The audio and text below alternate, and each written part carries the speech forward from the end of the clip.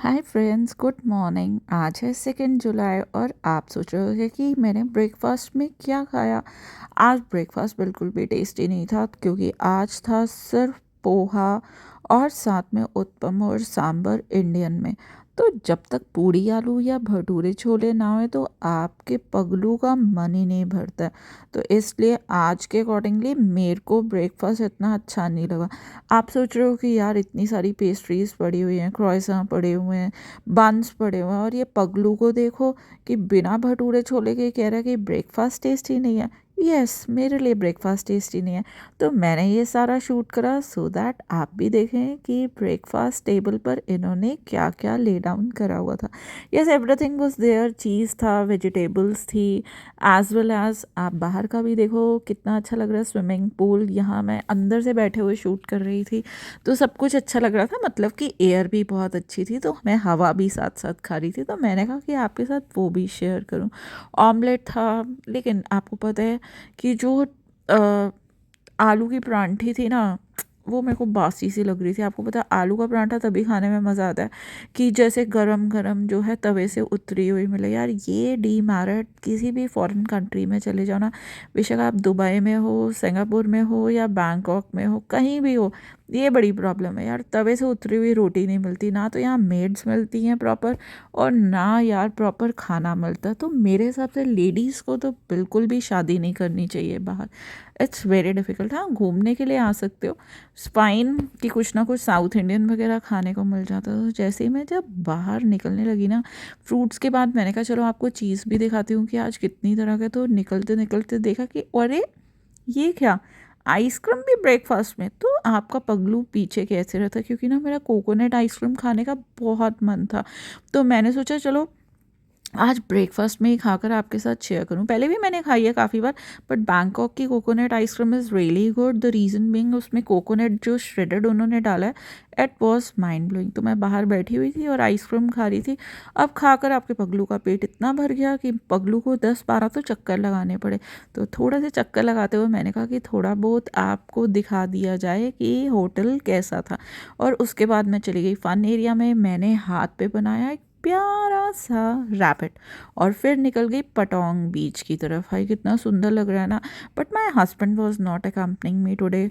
मैंने थाई रोटी खानी थी। तो यहाँ पर जी सारा का सारा थाई फूड मिलता है, बट अकेले खाने में ना कई बार आपको मज़ा नहीं आता। सो मैं सिर्फ ऐसे ही चल रही थी और देख रही थी। मौसम बहुत अच्छा था, बहुत सुहाना सा मौसम था। And I was just praying to God कि बारिश ना हो, क्योंकि अगर बारिश हो जाती ना तो यहाँ पर बाढ़ आ जाती है। और आप देख ही रहे हो कि कितनी तंग सड़कें हैं यहाँ पर।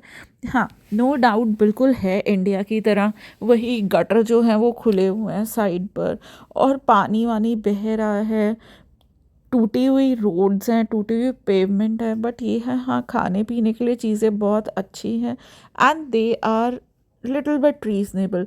जैसे आपको दुबई स्विट्ज़रलैंड में बहुत ही ज़्यादा महंगी होती है, बट यहाँ पर ये है कि एटलीस्ट आप चीज़ों को टच कर कर खा सकते हो। तो ये मैं एक जंक्सिलॉन मॉल कर मैं आ गई। ये सेंट्रल मॉल के बिल्कुल ऑपोजिट है। ये यहाँ पे नया मॉल बना है और मैंने ये क्या देखा यार, स्कूप ऑफ द आइसक्रीम, और वो भी कौन सी, एनिमल्स वाली। यार ये सी एनिमल वाली क्या है, इन्होंने ना डिफरेंट डिफरेंट ऐसे बॉक्सेस बनाए हुए हैं जिसमें आइसक्रीम दे देते हैं। तो इनका यार प्रेजेंटेशन बहुत अच्छी है। So if you are planning to open some business ना, तो एक बार तो बैंकॉक विजिट करने को बनता है। कुछ नई चीज़ ढूंढो और अपना नया बिजनेस शुरू करो, बिकॉज इंडिया में ये वायरल चीज़ों का क्रेज़ तो बहुत ही ज़्यादा है।